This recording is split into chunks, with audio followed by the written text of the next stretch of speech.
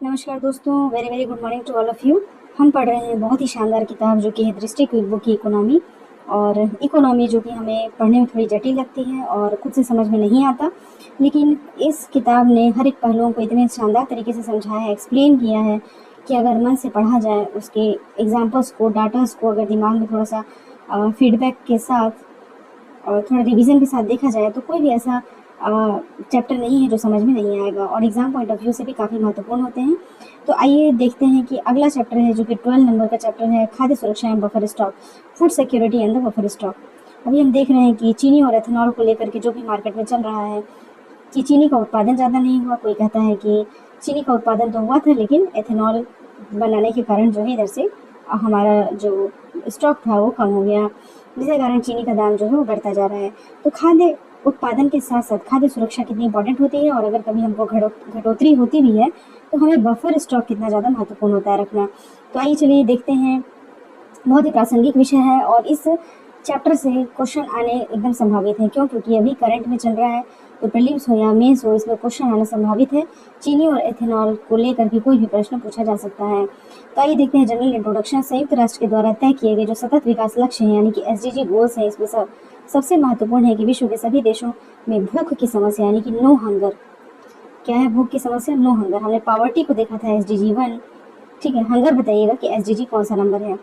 तो विश्व के सभी देशों में भूख की समस्या को समाप्त करना, सभी के लिए खाद्य सुरक्षा को सुनिश्चित करना, यानी भूख को समाप्त करना है, खाद्य सुरक्षा को सुनिश्चित करना है और पोषण के स्तर में सुधार करना। केवल पेट नहीं भरना है बल्कि उसमें न्यूट्रिशन भी होना चाहिए, मतलब कि प्रोटीन विटामिन की पर्याप्त मात्रा होनी चाहिए। तो खाद्य सुरक्षा को सुनिश्चित करना, पोषण के स्तर में सुधार करना, ये सब शामिल है। इस सब के द्वारा विश्व में गरीबी, भूखमरी, कुपोषण, खाद्य असुरक्षा, स्वास्थ्य संबंधी अनेक समस्याओं का समाधान किया जाता है। तो खाद्य सुरक्षा के लिए देखिए क्या आवश्यक है। समग्रता में खाद्यान्नों अर्थात भोजन की उपलब्धता हो और इसके साथ साथ व्यक्ति व परिवारों के पास उपयुक्त क्रय शक्ति भी हो। ऐसा नहीं कि केवल सामान है और उनके पास खरीदने की शक्ति नहीं है, तो पर्याप्त क्रय शक्ति उनके पास होनी चाहिए ताकि वे आवश्यकता अनुसार खाद्यान्न को खरीद सकें। जहाँ तक पर्याप्त उपलब्धता का संबंध है तो इसके दो पहलू हैं। एक है मात्रात्मक यानी कि क्वांटिटेटिव, यानी कि अर्थव्यवस्था में खाद्य उपलब्धता इतनी हो कि मांग के अनुसार खाद्यान्नों की पूर्ति की जा सके। मान लीजिए कि 100 टन का डिमांड है और आपने बनाया है 110 टन, तो ठीक है, मात्रात्मक पहलू आपका ठीक है। फिर गुणात्मक पहलू क्या है? यानी कि पोषण आवश्यकताएं पूरी हो। ऐसा ना हो कि सिर्फ पर्टिकुलर कार्बोहाइड्रेट्स या फिर एक ही तरह का कोई न्यूट्रिशन है, उसमें प्रोटीन नहीं है, विटामिन नहीं है। तो इसमें गुणात्मक पहलू भी होना चाहिए कि जनसंख्या को पोषण आवश्यकताएं उसकी पूरी होनी चाहिए। तो सिर्फ पेट भरने से काम नहीं चलेगा बल्कि न्यूट्रिशन कैप्सूल की तरह मतलब हमको खाना होगा। तो खाद्य एवं कृषि संगठन यानी कि फूड एंड एग्रीकल्चर ऑर्गेनाइजेशन के द्वारा खाद्य सुरक्षा की व्यापक व्याख्या की गई। खाद्य और कृषि संगठन के अनुसार खाद्य सुरक्षा के लिए मूलतः निम्न तत्वों का होना आवश्यक है। तो क्या क्या तत्व होने आवश्यक है? पहले तो उपलब्धता, खाद्यान्न जो है हर समय सभी स्थान पर पर्याप्त मात्रा में उपलब्ध होना चाहिए। दूसरा है किफ़ायती, यानी कि लोग उसको खरीद सके। तो खाद्यान्न हर समय सभी स्थान पर पर्याप्त मात्रा में उपलब्ध, तो पर्याप्त मात्रा में उपलब्ध हो। दूसरा क्या? किफ़ायती, खाद्यान्न किफ़ायती होने चाहिए, लोगों के पास उन्हें खरीदने के लिए आर्थिक पहुंच होनी चाहिए, अर्थात नागरिकों के पास खाद्यान्नों की आवश्यक क्रय शक्ति, परचेसिंग पावर पैरिटी यानी कि PPP, परचेसिंग पावर पैरिटी होनी चाहिए। समावेशन खाद्यान्न जो सुरक्षित और पोषक होने चाहिए ताकि वे शरीर को स्वस्थ जो है बनाए रखने में सहायक हो, मतलब उसे की प्रॉपर कार्बोहाइड्रेट, प्रोटीन, विटामिन ये सब होने चाहिए। स्थिरता देखिए, खाद्यान्न प्रणाली उचित रूप से स्थिर होना चाहिए। खाद्यान्न प्रणाली में अधिक अस्थिरता न केवल गरीबों पर विपरीत प्रभाव पड़ता है अपितु राजनीतिक और सामाजिक प्रणाली की स्थिरता को भी जोखिम में डाल देता है। तो इस तरीके से ये सभी इंपॉर्टेंट पहलू हैं जो कि खाद्यान्न सुरक्षा में काफ़ी महत्वपूर्ण रखता है। उपलब्धता होना चाहिए, किफ़ायती होना चाहिए, समावेशन यानी न्यूट्रिशन प्रॉपर होना चाहिए और स्थिरता यानी कि जो प्रणाली है इसकी वो आपकी अस्थिर ना हो। खाद्य सुरक्षा की परिभाषा क्या है? सभी व्यक्तियों के लिए हर समय सक्रिय व स्वस्थ जीवन के लिए पर्याप्त पोषण युक्त भोजन की उपलब्धता ही खाद्य सुरक्षा है। जो विश्व विकास रिपोर्ट है 1986 में ये परिभाषा दी थी। खाद्य सुरक्षा यानी कि फूड सिक्योरिटी से आप क्या समझते हैं? तो हर समय सक्रिय और स्वस्थ जीवन के लिए पर्याप्त पोषण युक्त भोजन की उपलब्धि, पर्याप्त होना चाहिए और पोषण युक्त होना चाहिए, दोनों होना चाहिए। सभी व्यक्तियों को सही समय पर उनके लिए आवश्यक बुनियादी भोजन के लिए भौतिक एवं आर्थिक दोनों रूपों में खाद्यान्न की उपलब्धि को सुनिश्चित करना ही खाद्य सुरक्षा है। ये कहता है FAO यानी कि फूड एंड एग्रीकल्चर ऑर्गेनाइजेशन 1983 में, यानी कि सभी व्यक्तियों को सही समय पर उनके लिए आवश्यक बुनियादी भोजन के लिए भौतिक और आर्थिक दोनों रूप से खाद्यान्नों की उपलब्धि को सुनिश्चित करना समस्त जनसंख्या के स्वस्थ और क्रियाशील जीवन के लिए आवश्यक है कि खाद्यान्न अर्थात कि भोजन भौतिक और आर्थिक रूप से दीर्घकाल के लिए सुनिश्चित हो सके, यही खाद्य सुरक्षा है। मतलब भौतिक रूप से भी हो, यानी आपके पास स्टोरेज होना चाहिए, और दूसरा लोगों के पास पैसा होना चाहिए ताकि वो खरीद सके। तो दोनों तरीके से अगर दीर्घकाल तक आप सुनिश्चित रख पाते हैं तो यही खाद्य सुरक्षा है। आमतौर पर खाद्य सुरक्षा की अवधारणा की चर्चा समग्र जनसंख्या के लिए खाद्यान्नों की न्यूनतम मात्रा उपलब्ध कराने के रूप में की जाती है। इस दृष्टि से यह अवधारणा संकुचित प्रतीत होती है, परंतु एक गतिशील और विकासोन्मुख अर्थव्यवस्था में खाद्य सुरक्षा की अवधारणा समाज के द्वारा प्राप्त विकास की अवस्था एवं प्रगति के साथ परिवर्तित होती है। इस दृष्टि से खाद्य सुरक्षा की निम्नलिखित अवस्थाएं कल्पित की गई हैं। कौन कौन सी देखिए अवस्थाएं हैं? तो प्रथम अवस्था देखते हैं, मानवीय जीवन को कायम रखने के लिए सभी को अनाज की पर्याप्त मात्रा उपलब्ध होनी चाहिए। तो पहला जो हमारा स्टेज है, पहली अवस्था है, वो ये है कि हमारे पास पर्याप्त मात्रा होनी चाहिए। द्वितीय है कि खाद्य सुरक्षा के रूप में अनाज एवं दालों की पर्याप्त उपलब्धि अनिवार्य होनी चाहिए। सिर्फ अनाज नहीं, अनाज और दाल दोनों होना चाहिए। तृतीय है कि खाद्य सुरक्षा में अनाज, दाल, दूध के बने उत्पाद और पौष्टिक आहार को शामिल कर सकते हैं। चतुर्थ अवस्था ये है कि अनाज, दाल, दूध और दूध से निर्मित उत्पाद के अलावा सब्जियां, फल, अंडे, मांस, मछली को शामिल कर सकते हैं। इस तरीके से ये 4 अवस्थाएं बताई गई हैं खाद्य सुरक्षा के लिए। खाद्य सुरक्षा महत्वपूर्ण क्यों है? देखिए, आज अंतर्राष्ट्रीय स्तर पर, भारत के लिए राष्ट्रीय स्तर पर खाद्य सुरक्षा का मुद्दा चिंता का विषय बनता जा रहा है। क्यों? क्योंकि बढ़ती हुई जनसंख्या, 140 करोड़ की आबादी है, उसका आपको पेट भरना है। तो बढ़ती हुई जनसंख्या हम देख रहे हैं कि भारत में लगभग 17 से 17.5% की आबादी है, जबकि हमारा क्षेत्रफल सिर्फ 2.4% का है। तो हमारी आबादी इतनी तेजी से बढ़ रही है, तो तेजी से बढ़ती हुई जनसंख्या के लिए खाद्य आवश्यकताओं के लिए हमारे पास खाद्य पदार्थ का उत्पादन भी बढ़ाना होगा। तो विशाल जनसंख्या के लिए खाद्यान्न उपलब्ध कराना अपने आप में एक बहुत बड़ी चुनौती है। कुपोषण की समस्या देखिए, एक तो जनसंख्या का पेट भरना है, दूसरा प्रॉपर न्यूट्रिशन युक्त खाना देना है। तो कुपोषण की भी समस्या है। संयुक्त राष्ट्र के जो विश्व खाद्य कार्यक्रम है उसके अनुसार हम देखते हैं कि 821 मिलियन व्यक्ति है ना, 9 व्यक्ति में हर एक व्यक्ति क्या है? कुपोषित है। तो कुपोषण की समस्या भी एक बहुत बड़ी समस्या। देखिए, इसे बताता है कि 9 व्यक्ति में से एक व्यक्ति को क्या होता है? रोज खाली पेट सोना पड़ता है, और प्रत्येक 3 व्यक्ति में से एक व्यक्ति क्या है? अल्प पोषण का शिकार है। मतलब एक तो खाली पेट सो जा रहा है, 9 में से आपका एक व्यक्ति रोज क्या कर रहा है? खाली पेट सो रहा है, और 3 व्यक्ति में से एक व्यक्ति क्या है? अल्प पोषण का शिकार है। तो विश्व खाद्य कार्यक्रम के अनुसार विश्व के कुल कुपोषित लोगों में से लगभग 25% तो भारत में ही है। भारत में 6 माह से लेकर के 59 माह तक के, यानी कि 5 वर्ष से जो कम के बच्चे होते हैं, इसमें 38% बच्चे जो है वो क्या है? क्रॉनिक माल न्यूट्रिशन के शिकार है, और यह अत्यंत गंभीर चिंता का विषय है। इसमें हमें अपडेट करना होगा कि जो ग्लोबल हंगर रिपोर्ट है, ग्लोबल हंगर रिपोर्ट, इसको अभी का हमको यहाँ पे देखना होगा कि हमारी रैंक क्या। तो अभी जो आपका ग्लोबल हंगर इंडेक्स है उसके हिसाब से 2025-26 में भारत की रैंक 102 है। कितने देशों में है? 123 देशों में। 123 देशों में हम 102 रैंक रख रहे हैं। ठीक है, याद कैसे रखेंगे? देखिए, ग्लोबल हंगर इंडेक्स है, हंगर इंडेक्स यानी कि भूख वाला इंडेक्स। ठीक है, तो 1-2 रोटी खाने से काम नहीं चलेगा। ठीक है, 1 नॉट 2। अब 1-2 रोटी खाने से काम नहीं चलेगा।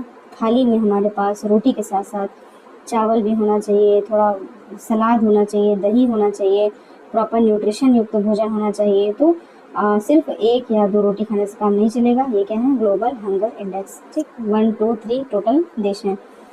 यहाँ पे वर्ल्ड पॉपुलेशन बताया है कि देखिए 2000 से लेकर के 2100 में कितने, मतलब वर्ल्ड पॉपुलेशन जो है आपका लगभग 11 बिलियन तक पहुँच गया है। कृषि उत्पाद पर अत्यधिक निर्भरता। भूमि, देखिए भूमि तो उतनी ही रहेगी चाहे आप जनसंख्या कितनी भी बढ़ा लीजिए। तो पूरे वर्ल्ड का हमारे पास 2.4% तो इंडिया के पास क्या है? सिर्फ ज़मीन है, जिसमें हम लोग 17.5% आबादी अभी और बढ़ गई होगी। तो हम भूमि को तो नहीं बढ़ा सकते ना। तो कृषि भूमि की ज़्यादा मात्रा को बढ़ाया नहीं जा सकता, बल्कि बढ़ते हुए शहरीकरण, अवसंरचनात्मक विकास के चलते कृषि योग्य भूमि का आकार सिकुड़ता जा रहा है। तो अभी आपको हर जगह बिल्डिंग दिख रही होगी, आप छोटे होंगे, स्कूल कॉलेज जाते होंगे, तो आपको पता चलता होगा कि कितने सारे खेत थे जिसमें कि उत्पादन किया जाता था, धान लगाया जाता था, गेहूँ लगाया जाता था, एक साल में 2-3 फसलें ली जाती थी। अभी उन सब खेतों में क्या हो गया है? प्लॉटिंग हो गई है, या तो बिल्डिंग बन गए हैं या फिर कंक्रीट के पूरे पार्क खड़े हो गए हैं। तो कृषि योग्य भूमि का आकार तो क्या हो रहा है? संकुचित होता जा रहा है, सिकुड़ता जा रहा है, जनसंख्या बढ़ती जा रही है। तो इससे कृषि पर निर्भरता जो है आपकी अत्यधिक बढ़ती जा रही है। भारत में भी कृषि उत्पादन की तुलना में जनसंख्या अत्यधिक तीव्र गति से बढ़ रही है। तो ऐसे में बढ़ती हुई मांग की तुलना में आपूर्ति बहुत कम है। भारत में भूमि की उत्पादकता दर भी अन्य विकसित देशों की तुलना में कम है। तो कृषि पर हम बहुत ज़्यादा निर्भर है। दूसरा, बदलती हुई उपभोग प्रवृत्तियाँ, जैसे जैसे लोगों का आय का स्तर बढ़ रहा है, उनकी उपभोग प्रवृत्तियाँ बदलती जा रही हैं। आज मध्यम वर्ग हो, उच्च वर्ग हो, उनके खाद्य की आवश्यकताएं क्या है? विविध होती जा रही हैं। लोगों को प्रोटीन चाहिए, विटामिन चाहिए, फल चाहिए, सब्जी चाहिए, दाल, अंडा, दूध के उत्पाद, मांस, ये सब की अत्यधिक डिमांड कर रहे हैं। तो बदलती हुई उपभोग प्रवृत्तियाँ सिर्फ ऐसा नहीं कि दाल चावल खा के रह गए, है ना, या सब्जी चावल खा के रह गए, सबको सब चीज़ चाहिए। तो इसके हिसाब से 2050 तक विश्व की 70% जनसंख्या जो है वो शहरों में निवास करेगी, और इस प्रकार इतनी अधिक मात्रा में इन वस्तुओं की पूर्ति कर पाना चिंता का विषय है। सबको क्या चाहिए? शहर चाहिए। गाँव में कोई रहना नहीं चाहता और वहाँ पे भूमि भी थोड़ी कम है, कृषि के लिए कोई साधन नहीं है और सिर्फ मतलब उसी के माध्यम से उनकी आवश्यकता की पूर्ति कर पाना कठिन हो जाएगा। जलवायु परिवर्तन देखिए, ये चिंता का विषय है। जलवायु में होने वाले परिवर्तनों के कारण कृषि उत्पादकता पर भी असर पड़ता है। देखिए, जब भी बाढ़ आएगा, भूकंप आएगा या फिर अभी जैसे बादल वाली घटना हो गई है ना, नेपाल में देखिए बाढ़ आ गया, कई लोग जो है उसमें प्रभावित हो गए हैं। तो जलवायु में होने वाले जो परिवर्तन होते हैं उसके कारण कृषि उत्पादकता भी प्रभावित होती है। अब वो पर्टिकुलर जगह पर कृषि तो नहीं हो सकती जो बाढ़ में निमग्न होगा, जहाँ जल भराव है। मांस उद्योग भी जलवायु परिवर्तन के कारण प्रभावित होता है। जैसे मछलियों का उत्पादन, समुद्र के पानी के तापमान पर प्रभाव। देखिए, प्रदूषण बढ़ेगा, तापमान बढ़ेगा तो वहाँ पे मछलियाँ भी क्या करेंगी? पलायन कर जाएंगे या फिर मृत हो जाएंगे। तो जलवायु परिवर्तन भी एक बहुत बड़ा विषय है। अब देखिए, जल का अभाव। हमारा जो आर्थिक सहयोग एवं विकास संगठन है, the organisation for the economic cooperation and development, OECD, के अध्ययन के अनुसार 2050 तक विश्व का जो आधी जनसंख्या उसको पीने योग्य जल की समस्या उत्पन्न अभी हो गई है। पानी की कमी हो गई है। परिणाम स्वरूप कृषि उत्पादन भी अत्यधिक प्रभावित होगा और खाद्य सुरक्षा का मुद्दा भी एक समस्या बनकर के उभर आएगा। भारत में देखिए, कृषि का छोटा जोत है, सीमांत कृषि अब ज़्यादा है। यहाँ पे भारत में अधिकतर किसान छोटे या फिर मध्यम श्रेणी के, उनके पास जोत का आकार अत्यंत कम होता है। ऐसे में एक छोटे जोत में कितना ही उत्पादन हो पाएगा? तो कम होगा। तो बाजार में मांग ज़्यादा है, पूर्ति कम है, मुद्रास्फीति की स्थिति आ जाती है। हर चीज़ की महंगाई देखिए, आज सब्जी की हो या फिर खाद्य में तेल है, दाल है, सबके प्राइसेस क्या हो गए? बहुत ज़्यादा बढ़ गए हैं। तो मांग ज़्यादा है, पूर्ति कम है, तो मुद्रास्फीति की स्थिति आ जाती है और किसानों को खाद्य असुरक्षा का सामना करना पड़ता है। वर्ष भर खाद्य सुरक्षा सुनिश्चित करना एक बहुत बड़ी चुनौती बन जाती है, क्योंकि इनका उत्पादन कुछ ही महीनों के लिए पर्याप्त होगा और अन्य समय इन्हें बाजार में महंगे मूल्यों पर खाद्यान्न को क्रय करना पड़ेगा। तो आप सिर्फ खरीद के स्टोर करके रखते हैं, है ना, आपका कृषि का जो छोटा है तो आप कितना ही स्टोर कर लेंगे? फिर तो आपको कुछ समय के लिए काम आएगा और बाकी समय खुद ही क्रय करना पड़ेगा। बढ़ती हुई प्राकृतिक आपदाएं देखिए, बढ़ती हुई प्राकृतिक आपदाएं भी खाद्य सुरक्षा के लिए एक गंभीर समस्या बन रही है। लगातार जो है बाढ़, सूखा, अकाल, सुनामी, भूस्खलन, ये सब आपदाएं खाद्य वस्तुओं के उत्पादन को कम करके चुनौतियां खड़ा कर रही हैं। अब देखिए, खाद्य सुरक्षा नेटवर्क एवं सरकार के द्वारा खाद्य सुरक्षा हेतु शुरू किए गए विभिन्न कार्यक्रम। खाद्य सुरक्षा प्राप्त करना आज के समय में महत्वपूर्ण वैश्विक मुद्दा बन चुका है। संयुक्त राष्ट्र के द्वारा तय किए गए जो लक्ष्य हैं, यानी कि SDG गोल है 16 तक है, उसमें शून्य भूख यानी कि जीरो हंगर के स्तर को हासिल भी करना है। भारत का लक्ष्य भी है कि सूखे की जो भूख की समस्या है उसको हल करना और यहाँ की जो संपूर्ण जनसंख्या है वो खाद्य सुरक्षा सुनिश्चित करना। इसलिए खाद्य सुरक्षा के मात्रात्मक एवं गुणात्मक, मतलब कि क्वांटिटी भी चाहिए और क्वालिटी भी चाहिए, कि समाधान के लिए भारत सरकार खाद्य आधारित सुरक्षा नेटवर्क को अपनाया है और इस खाद्य सुरक्षा जाल के द्वारा भारत अपने जो बच्चे के जन्म से लेकर के मृत्यु तक सभी अवस्थाओं में खाद्यान्न की पूर्ति जो है वो करने का प्रयास कर रही है। आइए देखते हैं यहाँ पे क्या फ्लो चार्ट बना हुआ है। खाद्य सुरक्षा नेटवर्क किस प्रकार का होता है? तो इसमें देखिए, एक राष्ट्र एक राशन कार्ड, अभी देखेंगे कि आप चाहे जहाँ के भी रहने वाले हो वह राशन कार्ड कहीं पे भी यूज हो रहा है। तो एक राष्ट्र एक राशन कार्ड योजना लाया है इन्होंने। PDS प्रणाली तो चलती ही आ रही है, 2012 से खाद्य सुरक्षा अधिनियम आया था, उसके बाद से सार्वजनिक वितरण प्रणाली प्रचलन में है। फिर आपका है एकीकृत बाल विकास सेवा यानी कि ICDS। आंगनबाड़ी सेंटर्स में जो हम पूरा पोषण आहार देते हैं वह ICDS के अंतर्गत आता है। स्कूल्स में जो देते हैं वो मिड डे मील में आता है। मध्याह्न भोजन अन्नपूर्णा योजना, इसके अंतर्गत चावल या फिर जो मिलेट्स होते हैं, मतलब अनाज जो होते हैं वो तरह तरह के दिए जाते हैं। राष्ट्रीय खाद्य सुरक्षा अधिनियम हम जानते ही हैं, और अंत्योदय अन्न योजना, मतलब अंतिम तक भी जो खड़ा हुआ व्यक्ति है जो बहुत गरीब है उसको अन्न योजना। तो इतनी सारी चीज़ें खाद्य सुरक्षा को सुनिश्चित करने के लिए हम कर रहे हैं। मतलब PDS के माध्यम से दे रहे हैं, स्कूल्स में दे रहे हैं, आंगनबाड़ी में दे रहे हैं, घर पे दे रहे हैं, जो गरीब लोग हैं उनके घर पहुंचा के दे रहे हैं। और अब ये भी करते हैं कि भैया एक ही राशन कार्ड रखो, जहाँ से आप ले सकते हो ले लो। तो पब्लिक डिस्ट्रीब्यूशन सिस्टम हमारे लिए तो एक बहुत ही महत्वपूर्ण विषय है। खाद्यान्नों के अभाव की स्थिति में खाद्यान्नों का प्रबंधन करने और उचित मूल्यों पर खाद्यान्नों का वितरण करने के लिए सार्वजनिक वितरण प्रणाली तैयार की गई है। सार्वजनिक वितरण प्रणाली देश में खाद्यान्नों के प्रबंधन के लिए सरकार की नीति का एक महत्वपूर्ण अंग है। आप कोविड-19 के टाइम देखे होंगे कि कितने बेहतरीन तरीके से PDS सिस्टम ने काम किया था और लोगों को मतलब उस समय प्रोटेक्ट किया। तो जो PDS सिस्टम है वो केंद्र सरकार और राज्य सरकारों की संयुक्त जिम्मेदारी के अधीन चलाई जाती है। FCI यानी कि फूड कॉर्पोरेशन ऑफ इंडिया के माध्यम से खाद्यान्नों की खरीद की जाती है, उसका भंडारण किया जाता है, ढुलाई की जाती है और फिर थोक आवंटन करने का कार्य किया जाता है। राज्य के अंदर आवंटन, लक्षित परिवारों की पहचान करने, राशन कार्ड जारी और उचित दर पर दुकानों के संचालन का पर्यवेक्षण करने सहित अन्य प्रचलनात्मक जिम्मेदारियां राज्य सरकारों की होती है। तो आवंटन हो रहा है, लक्षित परिवारों की पहचान हो रही है, पहचान होने के बाद हम उनको राशन कार्ड जारी कर रहे हैं और फिर उचित दर की दुकानों के संचालन का पर्यवेक्षण कर रहे हैं। तो ये सब जिम्मेदारियां किसी होती हैं? राज्य सरकार की होती हैं। पीडीएस सिस्टम के अधीन राज्यों एवं संघ राज्य क्षेत्रों को वितरण करने के लिए कई तरह की वस्तुएं जैसे कि गेहूं है, चावल है, दाल है, मोटा अनाज है, चीनी है आदि का आवंटन किया जा रहा है। कुछ राज्य एवं संघ राज्य क्षेत्र सार्वजनिक वितरण प्रणाली की दुकानों के माध्यम से दालें, खाद्य तेल, आयोडीन युक्त नमक, मसाले आदि का आम उपभोग की वस्तुएं भी वितरित कर रही हैं। तो सिर्फ और सिर्फ अनाज नहीं बल्कि दाल है, खाद्य तेल है, नमक है, चना है, मसाले हैं, ये सब भी वितरण किया जा रहा है।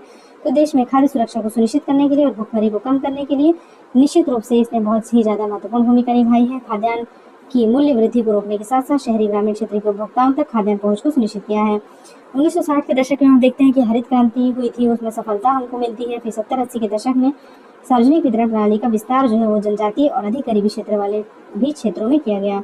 1992 तक सार्वजनिक वितरण प्रणाली का लाभ बिना किसी वर्ग को लक्षित किए सभी उपभोक्ताओं को प्राप्त होता था, है ना। 1992 तक क्या होता था, पीडीएस सिस्टम से आप कोई भी हो, किसी भी वर्ग के लोग ले सकते थे।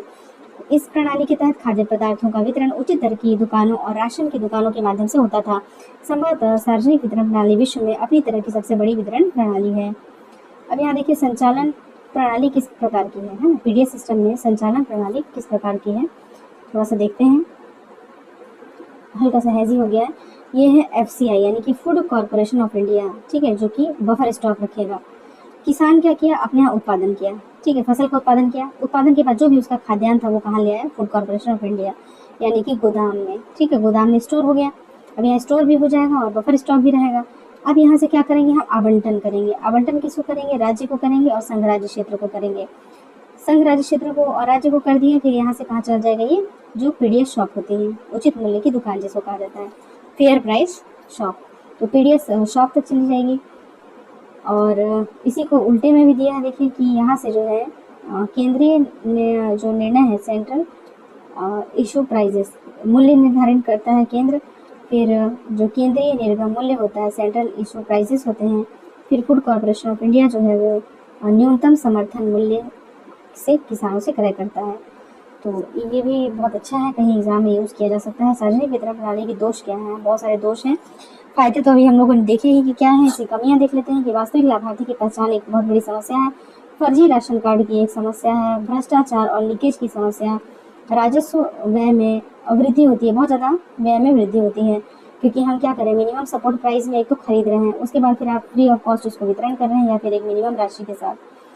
50 किलो का बोरा है मान लीजिए, ठीक है, और वो हमेशा 5 से 10 किलो आपको कम मिलेगा या फिर 5 किलो कम मिलेगा। तो ऐसी स्थिति में लीकेज या फिर भ्रष्टाचार की समस्या यहाँ पे देखी जा सकती है।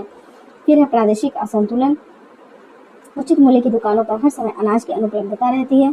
खाद्यान्नों की निम्न गुणवत्ता, कंकर, बजरी, है ना, आपको छिज्जत वगैरह उसे मिलेगा।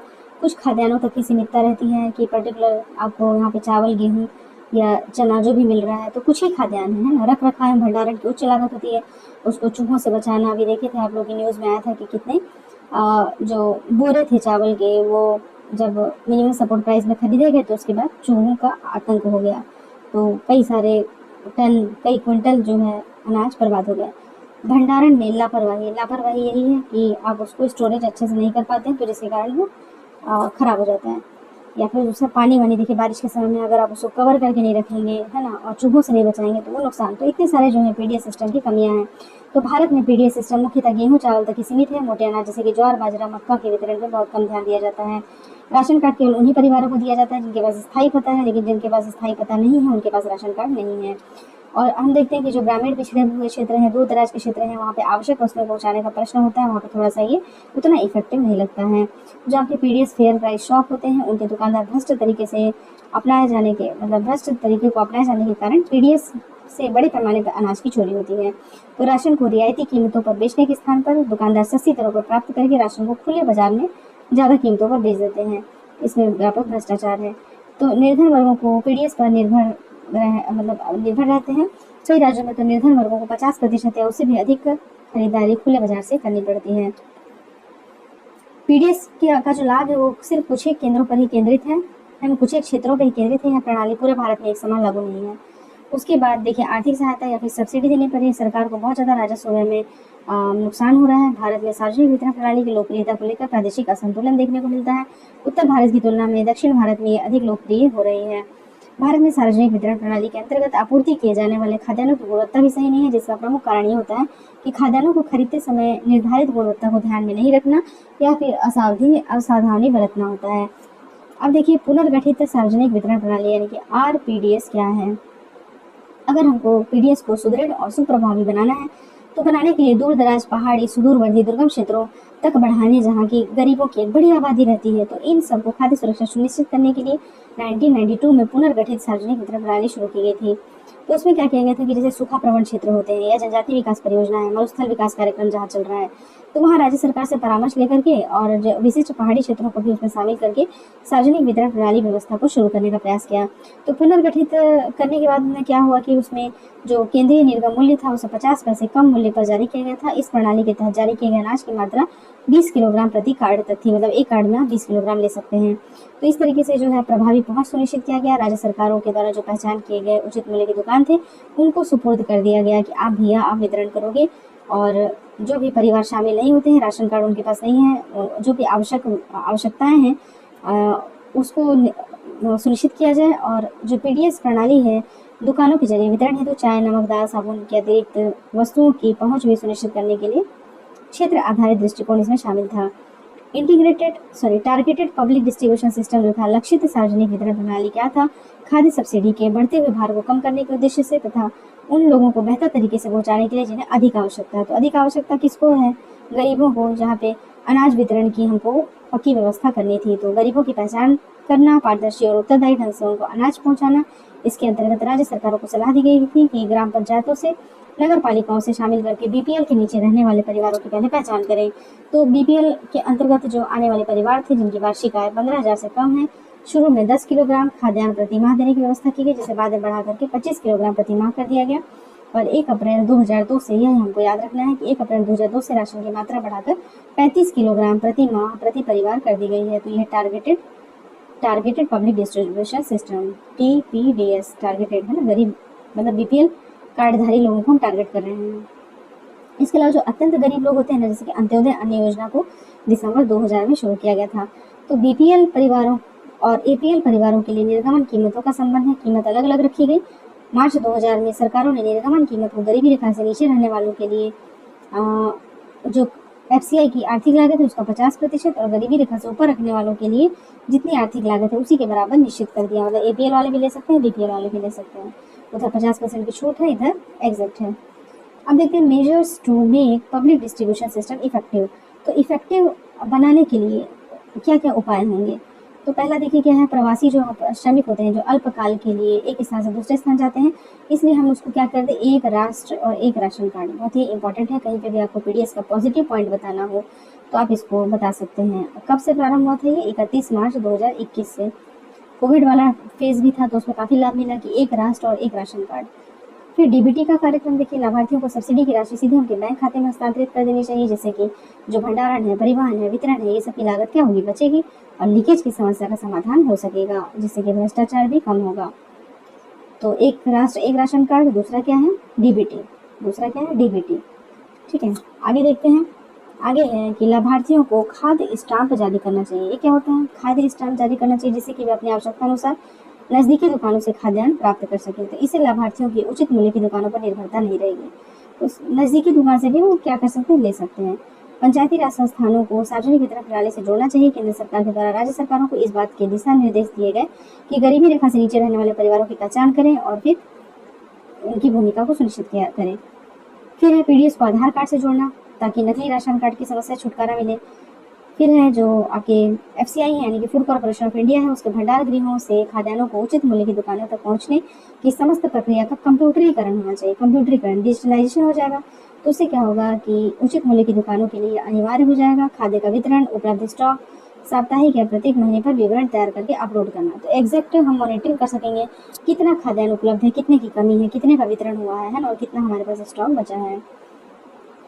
इसके बाद मतलब पहला हम डिजिटलाइजेशन देख लिए, कंप्यूटरीकरण, फिर हम देख रहे हैं कि उसको अपलोड करना है। उचित मूल्य की दुकानों के संचालन का कार्य जो है गैर सरकारी संगठनों यानी कि NGO हो गए, महिला स्व सहायता समूह यानी कि SHG हो गए, इनके माध्यम से किया जा सकता है। जैसे कि छत्तीसगढ़ में यह अपनाया गया है, अभी चल ही रहा है ये। सार्वजनिक वितरण प्रणाली के तहत वितरित किए जाने वाले खाद्यान्नों के स्थानीय आवश्यकताओं और मांग को, मान लीजिए कि कहीं पे लोग गेहूँ खाते ही नहीं है, रोटी खाते ही नहीं है, तो वहाँ पे चावल का ज़्यादा वितरण होगा। कहीं पे लोग चावल नहीं खाते तो वहाँ पे गेहूँ का ज़्यादा होगा। तो ऐसा हमको मांग और आवश्यकता को ध्यान में रखते हुए करना चाहिए। अब ये है कि देखिए भंडार जो भी आपका पीडीएस मतलब फूड कॉर्पोरेशन ऑफ इंडिया है, एफसीआई है, उसके भंडारों में 6 माह के अग्रिम खाद्यान्नों की उपलब्धता सुनिश्चित की जाए। मतलब कि अगर खत्म भी हो जाता है, कोई विपरीत परिस्थिति आती है, तो 6 मंथ का स्टॉक क्या होना चाहिए, हमेशा होना चाहिए। तो उचित मूल्य की दुकानों पर भी खाद्यान्न उपलब्धता कुछ समय पहले ही सुनिश्चित की जानी चाहिए, अर्थात प्रत्येक समय पर खाद्यान्न का एक सुरक्षित भंडार अवश्य रखा जाना चाहिए। फिर देखिए सिटीजन चार्टर, एक नागरिक अधिकार पत्र जारी किया जाना चाहिए, जिससे कि सार्वजनिक वितरण प्रणाली में पारदर्शिता एवं उत्तरदायित्व क्या है, सुनिश्चित किया जा सके। इस नागरिक अधिकार पत्र में जो गरीबी रेखा के नीचे रहने वाले परिवार हैं, गरीबी रेखा से ऊपर रहने वाले परिवार हैं, उन लाभार्थियों को वितरित किए जाने वाला खाद्यान्न की मात्रा, खाद्यान्न का मूल्य, उचित मूल्य दुकान के पास कितना भंडार है, ये सब जो भी सूचना है ना, ये भंडार से संबंधित जो सूचनाएं हैं, राशन कार्ड जारी करने की प्रक्रिया है, तिथि है, समय है, शिकायत है, ये सब दर्ज करने के लिए क्या होना चाहिए, शिकायत निवारण तंत्र होना चाहिए। ठीक है। उचित मूल्य की दुकानों में खाद्यान्नों को तौलने के लिए भी देखिए इलेक्ट्रॉनिक वजन मशीन, इलेक्ट्रॉनिक जो वजन मशीन होती है उसका प्रयोग किया जाना चाहिए, ताकि खाद्यान्नों के वितरण में दिया जाने वाला कमीशन बढ़ाया जाना चाहिए। सार्वजनिक वितरण प्रणाली में के तहत खाद्यान्नों को ले जाने वाले ट्रकों में जीपीएस प्रणाली, देखिए कौन सी ट्रक निकली, कितना खाद्यान्न लेके निकली, तो जीपीएस प्रणाली का उपयोग करके उन पर निगरानी रखने का प्रयास किया जाना चाहिए, ताकि लीकेज को हम रोक सकें। अब पहल देखिए सुधार के लिए क्या क्या पहल किया गया है। तो पहला तो कंप्यूटरीकरण ही है, सबसे इम्पोर्टेंट है। राशन कार्डों का डिजिटलीकरण कर दिया गया, उसको आधार नंबर से जोड़ दिया गया है, ताकि फर्जी राशन कार्ड को रोका जा सके। ऑनलाइन आवंटन की शुरुआत की गई। आपूर्ति श्रृंखला का कंप्यूटरीकरण, यानी कि जो आपूर्ति श्रृंखला किसको मिला किसको नहीं मिला उससे भी कंप्यूटरीकरण। टोल फ्री नंबर, ऑनलाइन शिकायत निवारण प्रणाली का कार्यान्वयन। सार्वजनिक वितरण प्रणाली में डीबीटी की शुरुआत। एक राष्ट्र एक राशन कार्ड की योजना की शुरुआत। अब हम देखते हैं कि सार्वजनिक वितरण प्रणाली में छत्तीसगढ़ का मॉडल कैसा रहा है। एनएसएसओ के द्वारा जो जारी किया गया आंकड़ा था उसके अनुसार छत्तीसगढ़ में 2004-05 से लेकर के 2011-12 तो छत्तीसगढ़ में सार्वजनिक वितरण प्रणाली खाद्यान्नों के रिसाव का स्तर 0% पाया गया, जबकि अखिल भारतीय स्तर पर यह रिसाव 50% है। ऐसी स्थिति में छत्तीसगढ़ सरकार के द्वारा पीडीएस प्रणाली में किए गए सुधार एक मतलब एग्जाम्पल बन गए सभी के लिए, तो काफ़ी ज़्यादा महत्वपूर्ण है। छत्तीसगढ़ का जो मॉडल है वो सभी पूरे देश ने अपनाया है। तो यहाँ पे फेयर प्राइस शॉप की संख्या में वृद्धि की गई। उसके बाद संचालन का कार्य किसको दिया गया, निजी लोगों को, जैसे कि एनजीओ हो गए, एसएचजी हो गए, सहकारी समितियों को दिया गया। इससे क्या हो गया, ट्रांसपेरेंसी बढ़ी। फिर कोर पीडीएस यानी कि centralised online real time electronic public distribution system, core PDS की अवधारणा को लागू किया गया। इस अवधारणा के अंतर्गत लाभार्थियों को स्मार्ट कार्ड जारी किए गए। इसके माध्यम से किसी भी शहर किसी भी उचित मूल्य की दुकानों से आवंटित जो खाद्यान्न है वो खरीद सकते हैं। फिर वजन तौलने के लिए क्या किया गया, इलेक्ट्रॉनिक मशीनों का प्रयोग किया गया। फिर इस प्रणाली में डोर स्टेप डिलीवरी सिस्टम को अपनाया गया। राज्य सरकार के द्वारा उचित मूल्य दुकानों तक खाद्यान्न सामग्री पहुंचाई गई और खाद्यान्नों के वितरण के लिए पंचायती राज संस्थानों की भी सहायता ली गई है। तो ये सब मतलब फेयर प्रैक्टिसेस है। क्या क्या अच्छे प्रैक्टिसेस हैं जिसको पूरे देश ने अपनाया, छत्तीसगढ़ की, हमको याद रखना चाहिए। सरकार ने एक पीले रंग के विशेष ट्रकों के जरिए सार्वजनिक वितरण प्रणाली को सीधे राशन दुकानों तक आपूर्ति सुनिश्चित करने के लिए भेजा, जिसमें कि जीपीएस प्रणाली का प्रयोग किया गया। इसके अंतर्गत जो एसएमएस मॉनिटरिंग है उसका भी प्रयोग किया गया, ताकि एसएमएस के माध्यम से कितना राशन उपलब्ध है, कितना वितरण किया गया, ये सब जानकारी दी गई।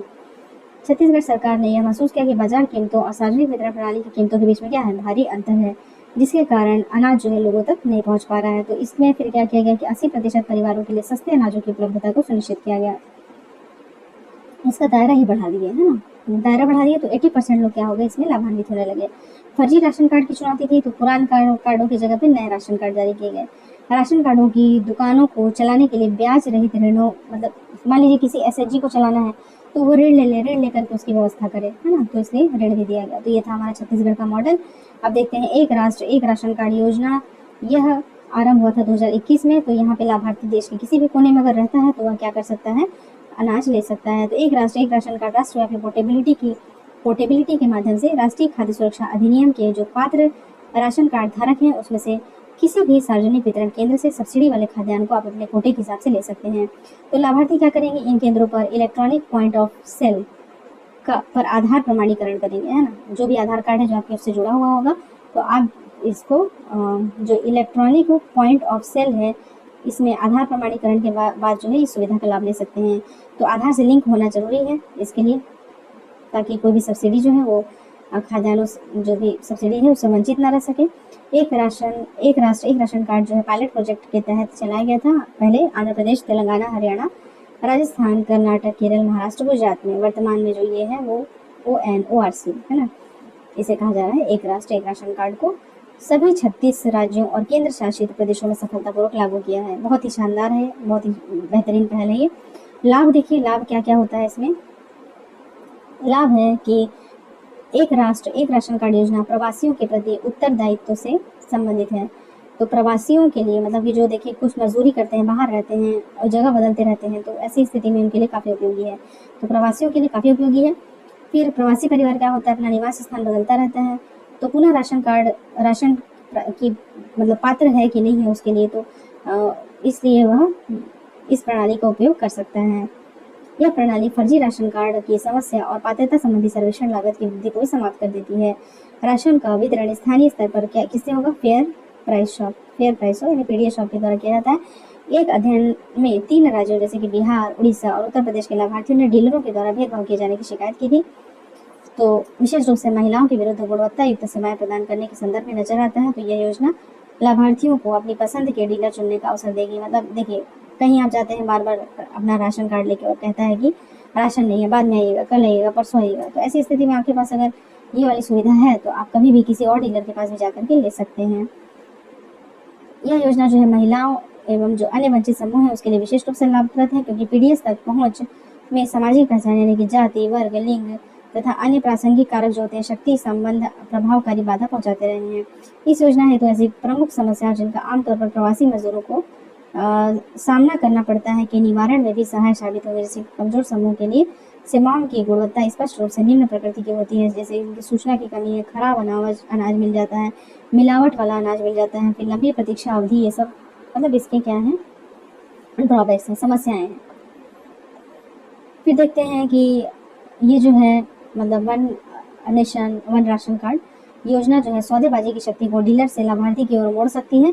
यह योजना लाभार्थियों को उन पीडीएस दुकानों को चुनने का अवसर देती है जो बेहतर सेवा सुनिश्चित करते हैं। चुनौतियाँ क्या है कि चैलेंजेस क्या है, चैलेंजेस हर चीज़ के होते हैं, फिर उसका समाधान होता है। तो योजना तो बहुत अच्छी है, लेकिन इसके चैलेंजेस क्या हैं कि यह प्रमुख रूप से आंशिक प्रवासियों को लाभ होगा। इसमें मुख्य रूप से वर्ष की विशेष अवधि में होने वाला प्रवास यानी कि मौसमी प्रवास जो है शामिल है। यद्यपि यह योजना राशन तक पहुंच तथा प्राप्ति को सुगम बनाएगी, किंतु इस योजना को लागू करने के लिए कुछ चुनौतियां हैं। कैसे, मतलब गरीब परिवारों के डेटा से संबंधित है जो कि अंतर्राज्यीय और अंतर्राज्यीय प्रवास करते हैं। चूंकि विभिन्न राज्यों में सरकारी योजनाओं का लाभ प्राप्त करने के लिए उस राज्य का निवासी होना एक पूर्व शर्त होती है। इसलिए यदि इस योजना को लागू करना है तो नीति में संशोधन करने की आवश्यकता होगी, है ना। तो आपको राज्य के निवासी वाला जो फैक्टर है वो यहाँ पे आ जा रहा है। फिर जो मौसमी प्रवास हो रहे हैं उसी में ये काम आ पाएगा। फिर आप देखेंगे तो गरीब प्रवासी जो परिवार होते हैं उनमें ICDS की जो सेवाएं होती हैं, पूरा पोषण आहार है, मिड डे मील है, टीकाकरण है, स्वास्थ्य देखभाल है, अन्य सुविधाओं को उपेक्षित नहीं किया जा सकता। अनाज की उपलब्धता के साथ गरीब प्रवासियों को उपयुक्त सेवाएं भी उपलब्ध कराना जरूरी है।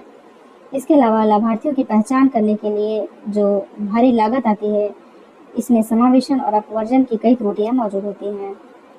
यह योजना आधार कार्ड तथा राशन कार्ड के डिजिटलीकरण पर आधारित होने के कारण एक समस्या यह है कि यदि कोई व्यक्ति अकेले या कुछ सदस्यों के बिना प्रवास करता है तो हो सकता है कि इस स्कीम का लाभ नहीं ले पाएगा। पीडीएस प्रणाली में प्रतिस्पर्धा के माध्यम से सुधार लाने की आवश्यकता है। फिर देखते हैं अंत्योदय अन्न योजना। जो हमारा NSSO है यानी कि राष्ट्रीय प्रतिदर सर्वेक्षण कार्यालय के अनुसार देश की 5% जनसंख्या 2 वक्त के भोजन के अभाव में जीवन जीने को मजबूर है। तो भारत सरकार के द्वारा सबसे गरीब वर्ग यानी कि पुअरेस्ट ऑफ द पुअर जो कि सबसे गरीब है, इनको ध्यान में रखते हुए 25 दिसंबर 2000 को अंत्योदय अन्न योजना की शुरुआत की गई।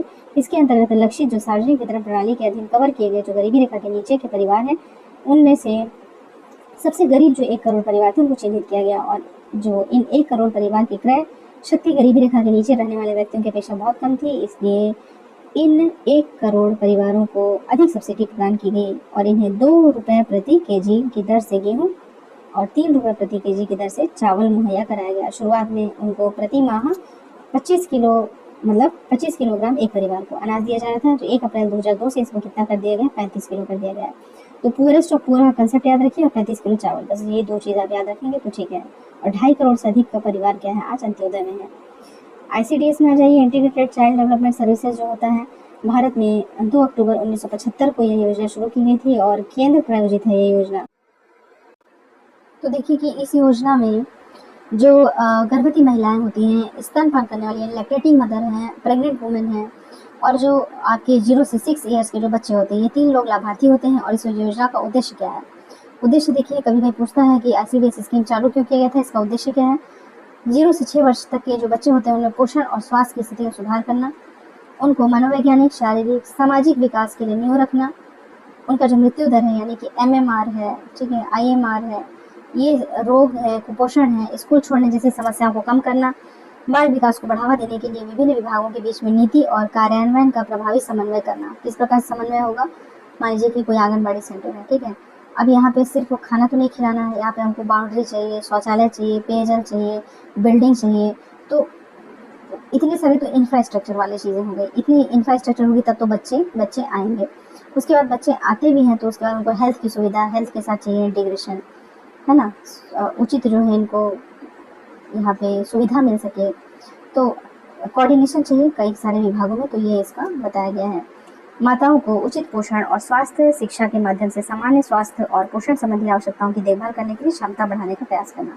क्षमता कैसे बढ़ेगी भाई? उनको आप जानकारी देंगे, जागरूकता आएगी कि जो किशोरी बालिका है वही आगे चल के मदर बनेगी, तो आप उसी समय से उसको अगर टारगेट कर लेते हैं, उस पर ध्यान देते हैं, तो आगे आने वाले समय में जब उसका विवाह होगा, बच्चे होंगे, तो वो कुपोषण से मुक्त हो जाएंगे। तो ये सब इसके उद्देश्य हैं। सेवाएं क्या है इसमें? देखिए, पूरक पोषण आहार, सबसे पहले तो जो आपको पूरक पोषण आहार दिया जाता है, ये याद रखना कि पूरक पोषण आहार है, कंप्लीट पोषण नहीं है, पूरक पोषण आहार है। प्री स्कूल जो औपचारिक शिक्षा, गैर औपचारिक शिक्षा दी जाती है, पोषण और स्वास्थ्य शिक्षा दी जाती है, प्रतिरक्षा, स्वास्थ्य जांच और रेफरल सेवाएं, ठीक है। स्वास्थ्य जांच भी होता है, जो कुपोषित बच्चे हैं उनको रेफरल सेवाएं जैसे NRC वगैरह है ना, वहाँ बच्चों को एडमिट कराया जाता है। तो स्वास्थ्य और परिवार कल्याण मंत्रालय के तहत राष्ट्रीय ग्रामीण स्वास्थ्य मिशन और सार्वजनिक स्वास्थ्य प्रणाली के माध्यम से प्रतिरक्षा, स्वास्थ्य जांच और रेफरल सेवाएं मुहैया कराई जा रही है। एकीकृत बाल विकास सेवा योजना का कार्यान्वयन आंगनबाड़ी केंद्रों के माध्यम से किया जा रहा है। अब आइए प्रधानमंत्री पोषण शक्ति, जिसे प्रधानमंत्री पोषण शक्ति निर्माण या PM पोषण योजना इसका नाम कर दिया गया है। इसमें क्या है कि प्राथमिक शिक्षा को पोषण युक्त सहारा देने के लिए वो जो मध्याह्न योजना चल रहा था ना, मिड डे मील वाला, वही है पोषण शक्ति या PM पोषण वाला। तो 1995 में केंद्र सरकार के द्वारा चालू किया गया था। मिड डे मील स्कूल में जो बच्चों की उपस्थिति थी वो इससे काफ़ी ज़्यादा बढ़ती है, बच्चे नियमित रूप से स्कूल आने लगते हैं, काफ़ी इससे फ़ायदा होता है, मतलब पोषण पौष्टिक आहार सब मिलता है इसमें। 1995 से शुरू किया गया था। 97-98 में इसको पूरे ब्लॉक में चालू कर दिया गया था, समस्त ब्लॉक में। और गर्म पका हुआ भोजन जो है इसमें सरकारी सहायता प्राप्त स्कूलों में पहली कक्षा से लेकर के 8वीं कक्षा के स्कूलों तक शामिल किया गया था। तो इसमें जो भी पूर्व प्राथमिक कक्षाओं, बाल वाटिकाओं में पढ़ने वाले जो बच्चे हैं उसको वहाँ तक विस्तारित करने का भी प्रस्ताव किया गया। तो ये स्कूल्स में होता है और 8वीं कक्षा तक के बच्चों को दिया जाता है। सरकार जो है बच्चों की प्रकृति और बागवानी के साथ प्रत्यक्ष अनुभव के लिए जो पोषण वाटिका होते हैं ना, पोषण उद्यान, उसका वो भी क्या करें, बढ़ावा देगी। तो फसल का उपयोग, जो बगीचे का फसल है उसका उपयोग मध्याह्न भोजन में किया जाएगा ताकि वो सूक्ष्म तत्वों प्रदान करने में सक्षम हो। तो इस तरीके से दिया गया है। साथ ही इसमें पाक कला को बढ़ावा देने के लिए जो मेनू कार्ड होते हैं, यानी कि जो उनके संस्कृति, लोकल लैंग्वेज है, लोकल व्यंजन है, उसको उसमें नवीन मेनू में जोड़ा जाएगा। कहीं पे मान लीजिए आंवला ज़्यादा हो रहा है तो उसको न्यूट्रिशन में शामिल किया जाए, कहीं पे मड़ुआ का आटा, मतलब मड़ुआ ज़्यादा होता है, कहीं पे महुआ के लड्डू वितरण किए जा रहे हैं। तो ऐसे लोकल जो है उसको वहाँ पे वोकल फॉर लोकल भी चल रहा है ना, तो उस हिसाब से NGO और SHG को इसमें शामिल किया गया है। इस कार्यक्रम में जो कैलोरी होती हैं वो देखिए 450 कैलोरी प्राथमिक स्तर के बच्चे के लिए, 12 ग्राम प्रोटीन को जो है देना है आपको मध्याह्न भोजन में, और प्राथमिक स्तर से ऊपर का जो बच्चा रहेगा उसको 20 ग्राम प्रोटीन देना है। कभी कभार आता है, ये इतना इंपॉर्टेंट नहीं है, लेकिन 20 ग्राम प्रोटीन, 12 ग्राम प्रोटीन, इधर 450 कैलोरी, इधर 700 कैलोरी याद रखना है आपको, ठीक है। जो आपके पूर्वोत्तर क्षेत्र हैं उसमें 90:10 का रेशियो चल रहा है केंद्र सरकार और राज्य का, और बाकी जो राज्य होते हैं उसमें 60:40 का चलता है इसमें मिड डे मील वाले में, मतलब जो बजट है उसका अनुपात है ये। आगे देखते हैं अन्नपूर्णा योजना। ग्रामीण विकास मंत्रालय ने 2000-2001 में इस योजना की शुरुआत की थी, और इस योजना में 65 वर्ष से अधिक उम्र के जो वो बुजुर्ग शामिल होते हैं जो वृद्धावस्था पेंशन योजना का लाभ नहीं ले रहे हैं। तो अगर आप लाभ नहीं ले रहे हैं तो आपको 10 किलोग्राम का जो अनाज है 10 किलोग्राम चाहे गेहूँ लीजिए चाहे चावल दीजिए, ये आपको मुफ्त दिया जाएगा। ठीक है, तो यही ये योजना है। आइए, नेशनल फूड सिक्योरिटी मिशन क्या है? 2007 में इसको चालू किया गया था, केंद्र प्रायोजित योजना है। और राष्ट्रीय सुरक्षा खाद्य सुरक्षा मिशन का शुभारंभ इस उद्देश्य से किया गया था कि 11वीं पंचवर्षीय योजना यानी कि 2011-12 के अंत तक चावल, गेहूँ, दाल के वार्षिक उत्पादन में मतलब 10 मिलियन टन, 8 मिलियन टन और 2 मिलियन टन की वृद्धि की जा सके। तो 12वीं पंचवर्षीय योजना के दौरान हम देखते हैं कि जो घटक थे इसमें चावल, गेहूँ, दलहन, मोटे अनाज और वाणिज्यिक फसल को शामिल किया गया था। यह था नेशनल फूड सिक्योरिटी मिशन। अब ये राष्ट्रीय खाद्य सुरक्षा अधिनियम आया 2013 का, जबकि राज्य में छत्तीसगढ़ में ऑलरेडी खाद्य सुरक्षा अधिनियम 2012 चल रहा था। तो भारत सरकार ने देखिए 10 सितंबर 2013 को राष्ट्रीय खाद्य सुरक्षा अधिनियम अधिसूचित किया। काफी महत्वपूर्ण है ये डेट भी, 10 सितंबर 2013। ठीक है, 2013 में चालू हुआ था। तो अनुच्छेद 47 हम देखते हैं, यहाँ नीति निदेशक तत्व है, वहाँ पे कहता है कि राज्य का कर्तव्य है कि वह लोगों के पोषण और जीवन स्तर को ऊंचा करने के लिए तथा लोक स्वास्थ्य में सुधार करने का कोशिश करे। तो इसी को प्रभावी करने के लिए कभी आ सकता है कि भाई आपका फूड सिक्योरिटी एक्ट या फूड सिक्योरिटी मिशन संविधान में कहाँ उल्लेख है? तो आपका कहाँ उल्लेख है? नीति निदेशक तत्व में, भाग 4 नीति निदेशक तत्व आर्टिकल 47 कहता है कि पोषण और जीवन स्तर को ऊंचा करने के लिए राज्य कार्य कर सकता है। तो खाद्य सुरक्षा अधिनियम 2013 आता है, 5 जुलाई 2013 से प्रभावी हो जाता है। उद्देश्य क्या था कि गरिमामय जीवन जीने के लिए लोगों को वहनीय मूल्यों पर अच्छी गुणवत्ता के खाद्यान्न की पर्याप्त मात्रा उपलब्ध कराया जाए और खाद्य एवं पोषण की सुरक्षा उनको दी जाए। विशेषताएं क्या थी? देखिए, इसकी विशेषता ये थी कि जो ये अधिनियम था वो पीडीएस प्रणाली के माध्यम से राज्य सहायता प्राप्त खाद्यान्न प्रदान प्राप्त करने के लिए 75% ग्रामीण आबादी और 50% शहरी आबादी को कवर करने का इसमें प्रावधान किया गया था। चावल, गेहूँ, मोटे अनाज 3 रुपये किलो, 2 रुपये किलो और 1 रुपये प्रति किलो की दर से इसमें प्रतिमाह देने का प्रावधान था। गर्भवती महिला हैं, बच्चे हैं तो उसे विशेष ध्यान दिया जाएगा। जो स्तनपान करने वाली माताएं हैं, बच्चे के जन्म से 6 माह तक के बाद जो भोजन है उसमें कम से कम उनको 6,000 रुपये मातृत्व लाभ, ये भी देखिए इम्पोर्टेंट है, जो अब डीबीटी के माध्यम से दिया जा रहा है ना गर्भवती महिलाओं को। खाद्यान्न की आपूर्ति न होने की स्थिति में व्यक्ति लाभार्थी को खाद्य सुरक्षा भत्ता प्राप्त करेंगे। यह अधिनियम देश के नागरिकों को खाद्य सुरक्षा की कानूनी गारंटी देता है ना, मतलब सार्वजनिक वितरण प्रणाली के माध्यम से आपको कानूनी गारंटी देता है कि आपको मिलेगा ही मिलेगा। फिर देखेंगे कि अधिनियम में राज्यों और संघ शासित क्षेत्रों में कार्यान्वयन की निगरानी एवं समीक्षा के लिए आयोग जो है वो जिला स्तर पर शिकायत निवारण तंत्र गठित करने का प्रावधान करता है। पात्र परिवारों की पहचान करना, राशन कार्ड जारी करना, ये सब किसके अधीन है? राज्य सरकार के अधीन है। ठीक है, इसमें राज्य सरकार के अधीन है। राशन कार्ड पर 18 वर्ष या इससे अधिक उम्र की महिलाओं को मुखिया के तौर पर नामित करने एवं ऐसा नहीं होने पर वरिष्ठ सदस्य को ही मुखिया के तौर पर नामित करने का प्रावधान किया गया है। पीडीएस प्रणाली को सुदृढ़ करने, लीकेज भ्रष्टाचार को समाप्त करने के लिए अलग से प्रावधान किया गया है। तो ये पूरा आपको डिटेल इसमें दिया है। अब देखेंगे कि राष्ट्रीय खाद्य सुरक्षा अधिनियम के समक्ष चुनौतियां क्या क्या हैं। चुनौतियां ये है कि इसको लागू करने के लिए लागत सबसे बड़ी चुनौती, तो फंड हो जाता है। आंख बंद करके ना कहीं पे भी अगर फेलियर या इससे चुनौती संबंधित आता है तो लागत अत्यधिक है। उसके बाद भ्रष्टाचार आज भी विद्यमान है, बहुत गंभीर समस्या बना गया है। लाभार्थी की पहचान करना, जो कि 67% जनसंख्या को लाभान्वित की श्रेणी में शामिल करने की बात कही गई है, लेकिन स्पष्ट नहीं किया गया कि चयन कैसे करें। तो स्पष्ट मानक नहीं बताए गए हैं कि भाई इसमें हम लोगों का चयन कैसे करें। उसके बाद बहुत बड़ा स्टॉक हमको मतलब सरकार को अपने पास रखना पड़ता है, बहुत बड़ा स्टॉक। तो भंडारण और संग्रहण क्षमता इतनी ज़्यादा नहीं होती, भंडार गृह वैसे भी हमारे पास कम है। दूसरी चीज़ है कि मान लीजिए अकाल आया, बाढ़ आया, चक्रवात, सुनामी, तो प्राकृतिक आपदा अगर कोई आती है तो खाद्यान्नों को आयात करना पड़ सकता है। चीनी का आयात हम करने वाले हैं। ठीक है, चीनी का आयात जो है हम अभी कर रहे हैं। खाद्य सुरक्षा में भोजन एवं मुद्रा के बीच का अंतर स्पष्ट करना महत्वपूर्ण है, जैसे कि मौद्रिक भत्ता देने से खाद्यान्न प्राप्ति के अधिकार को सुनिश्चित नहीं किया जा सकता। मतलब या तो पैसा दो या तो खाद्यान्न दो, है ना। अगर प्राकृतिक आपदा आ जाती है कि अकाल, बाढ़, ये सब आता है तो खाद्य पदार्थों की कीमतें सामान्यतः अधिक हो जाती हैं। तो ये भी यहाँ पे चैलेंज है।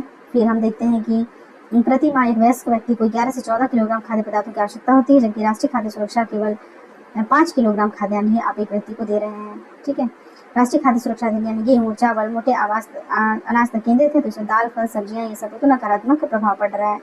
राष्ट्रीय खाद्य सुरक्षा अधिनियम अनाज केंद्रित कार्यक्रम है। अनाज केंद्रित होने के कारण देखिए क्या है, इसमें प्रोटीन, विटामिन, जो भी अन्य चीजें चाहिए हमको दाल, फल, सब्जी से मिलेंगे, अन्य पोषक तत्व ये सब यहाँ पे नहीं मिल पाते, तो कुपोषण की समस्या का समाधान हम नहीं कर पा रहे हैं।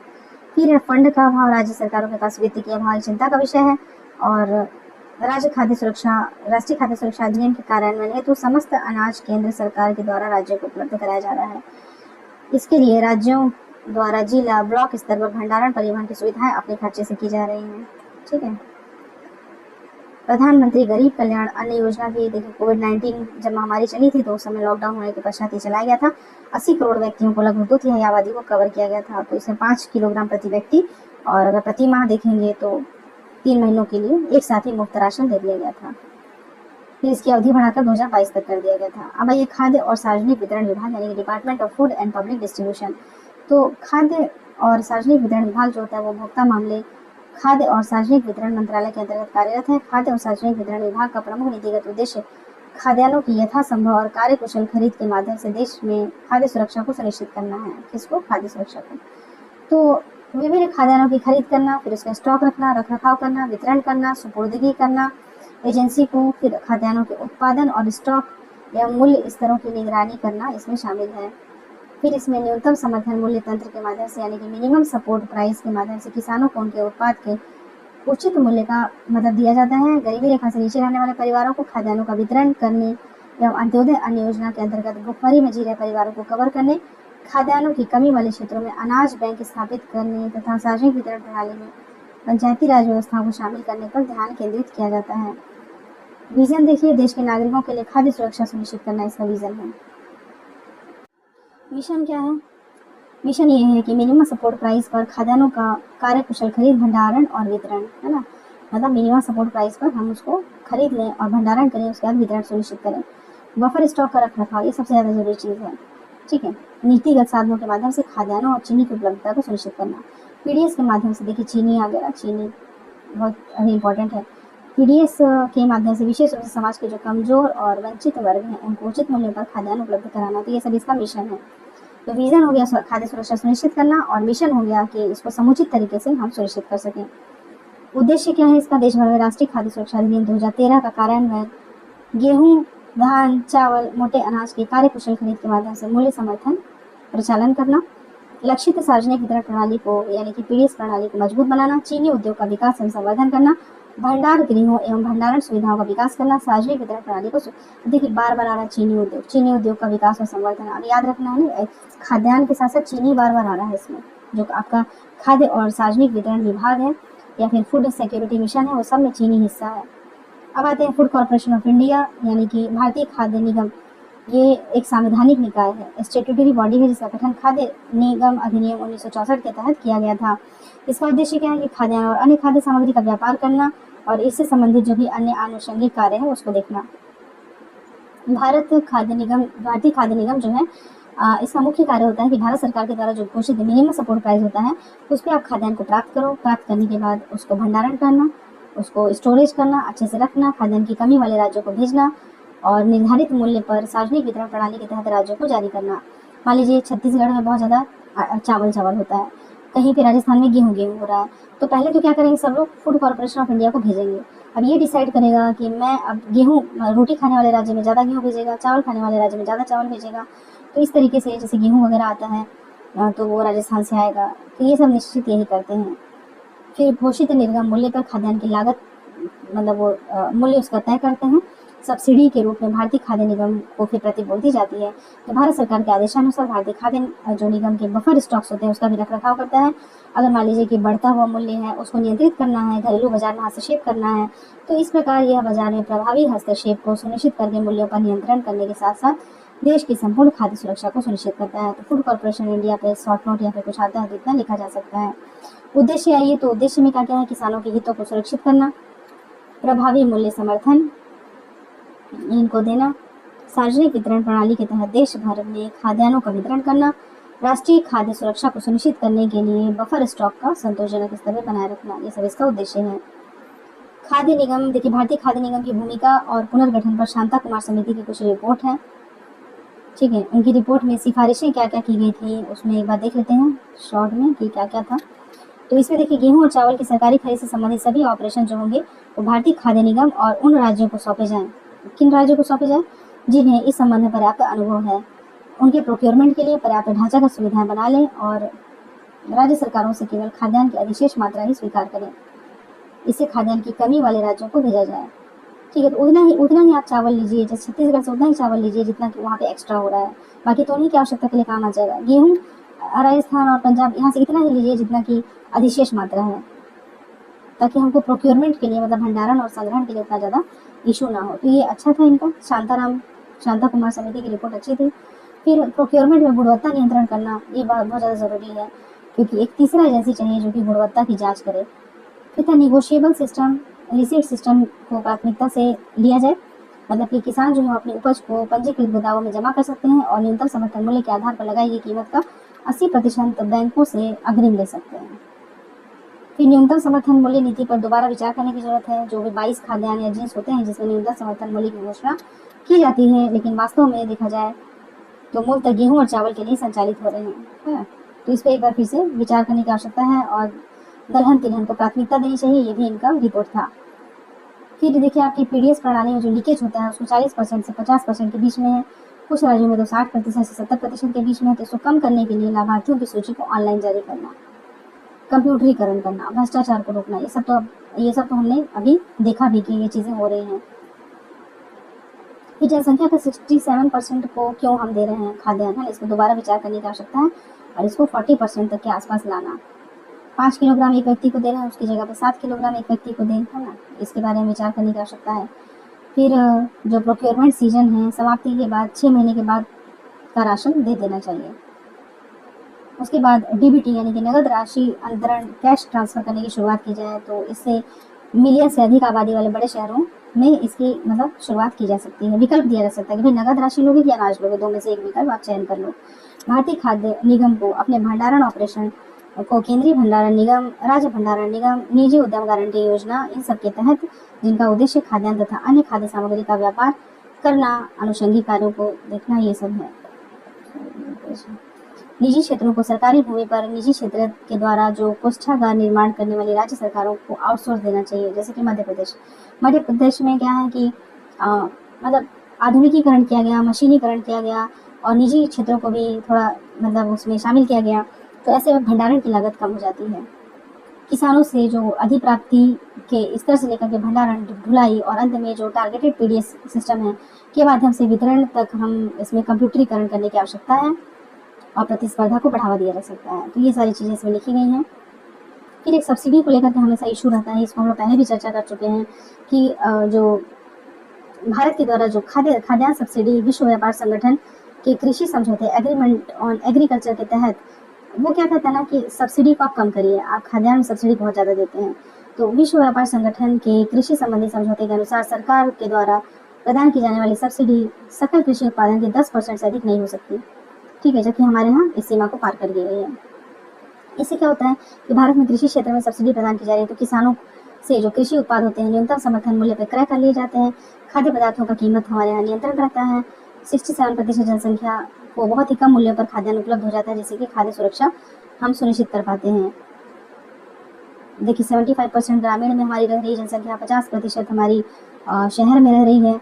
इतनी बड़ी मात्रा में हम सब्सिडी दे रहे हैं, तो अंतर्राष्ट्रीय और राष्ट्रीय स्तर पर ये व्यापार को क्या करता है, प्रभावित करता है और व्यापार में विकृति आ जाती है। इसलिए ये बार बार WTO जो है विश्व व्यापार संगठन हमको मतलब निर्देशित करता रहता है। तो इसके अन्य सदस्यों को डर रहता है ना कि भारत का जो इतना बड़ा बाजार है, सस्ते अनाज डोपिंग होने लगी है वहाँ पे, तो भारतीय बाजार में जो विकसित देशों के अनाज की मांग है उसमें कमी आ जाएगी, तो फिर दिक्कत होगी। तो खाद्य सुरक्षा कार्यक्रमों को विश्व व्यापार संगठन में समझौते के तहत तथाकथित एक पीस क्लॉज है, पीस क्लॉज के अंतर्गत ना हम बार बार बच जाते हैं, ठीक है, ये हमको ध्यान देना है। हमारे वेलफेयर स्टेट है ना, मतलब कल्याणकारी राज्य है, तो गरीबी और कुपोषण को कम करने के लिए कल्याणकारी योजनाएं हमारे चलाई जा रही है। फिर हमको स्वस्थ और कुशल मानव संसाधन चाहिए, तो उसके लिए हमको ये सब करना पड़ रहा है। जो भी हम सब्सिडी दे रहे हैं या MSP दे रहे हैं वो हमारे जनता के लिए क्या है, हमारे जो कृषक हैं उनको संरक्षण प्रदान करने के लिए हम देते हैं।